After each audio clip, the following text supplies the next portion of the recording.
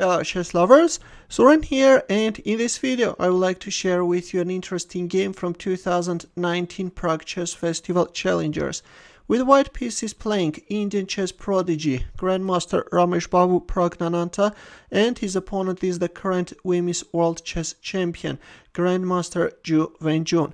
But before starting our game, as usual, would like to warm up your brain. Please take a look at this position and try to find the winning move for black. I will wait for your answer in the comment section. Actually, there is a mate in 5 moves. Back to our main board and let's see what happened in our game. Praggnanandhaa opened up with e4 and Wenjun responded with e5. We have knight f3, knight f6. Black goes for Petrov's defense, knight takes e5, d6. Knight f3, knight takes e4, and knight c3. Praggnanandhaa is choosing the Nimzovich attack, a very sharp line which gives white nice attacking chances. We have knight takes c3, d takes c3, bishop e7, bishop e3, black castles kingside, queen d2. White is preparing castling queenside in order to launch an attack on the king side, and this doubled pawns on the c file actually give white's queenside better solidity. We have knight d7, here comes castling queenside, c6, king b1. White is first making this important prophylactic move, rook e8, bishop d3. Previously in this position, white was usually choosing h4, but in our game Praggnanandhaa first played bishop d3 and only after d5 went for h4. Bishop c5, bishop f4, knight f6, rook e1, and knight e4, which is a strange decision by Wenjun. Actually, by going for knight e4, black is losing a pawn. We have bishop takes e4, and after d takes e4, Praggnanandhaa captured on e4, using the fact that the queen on d2 can't be captured because first white will win black rook with a check and then the queen. In here, Wenjun played bishop e6, after which we have the exchange of queens on d8. Yes, we are in the endgame where white has an extra pawn, and although white pawns are doubled on the c file, but you know guys, an extra pawn is always a good idea, and although in return black has a powerful bishop pair, but let's see.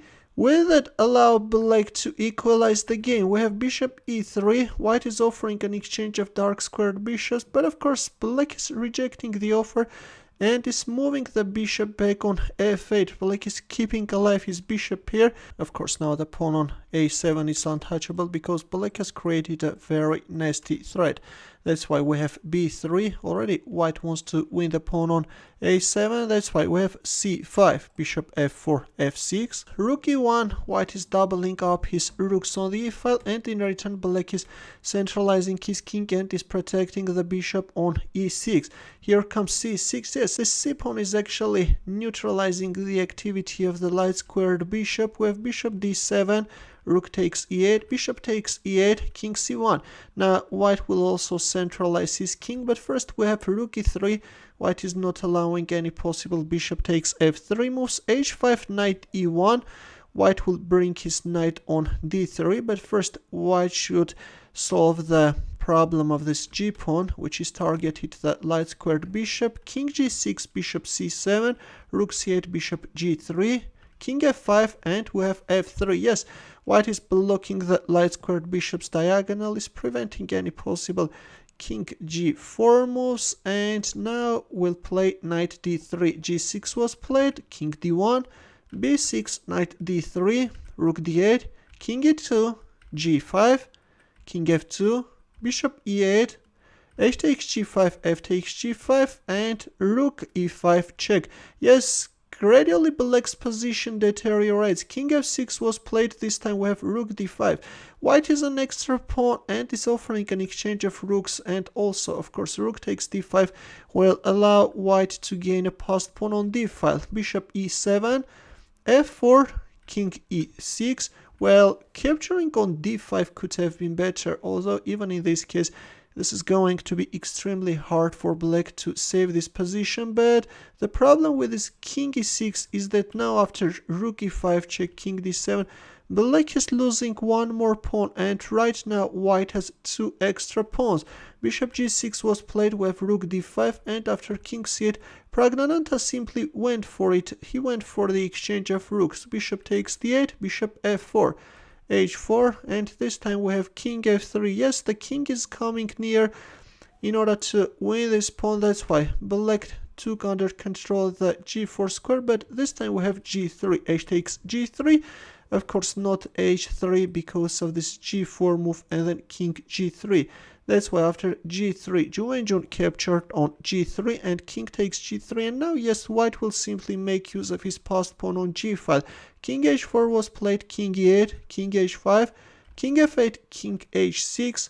This white king is simply a monster and is a nice attacking piece. Bishop d6, king f7. This time we have knight f4. The knight is coming to support the g pawn. Bishop takes c2, but of course this won't help black. Already it turns out that Praggnanandhaa had calculated everything. He is winning. g6 was played, king g8, and knight d5. The threat is bishop e7. In return, black played bishop e4, but now comes bishop f4. This time the idea is to play bishop g5. Bishop takes d5 was played, c takes d5. Meanwhile, white is gaining the second passed pawn, this time on d file. Bishop f6, d6, king f8, d7. Yes, it's over. King e7, and after bishop g5, finally we have a resignation.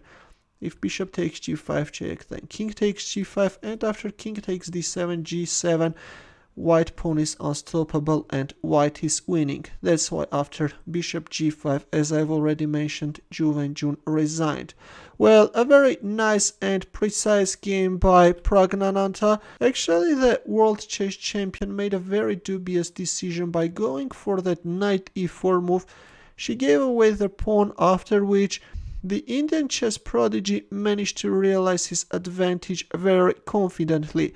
Thanks for watching. If you liked this game, give the thumbs up. For more games, consider subscribing to my channel. Also, press the bell button to get notified about new uploads. I will see you in my next video. Take care.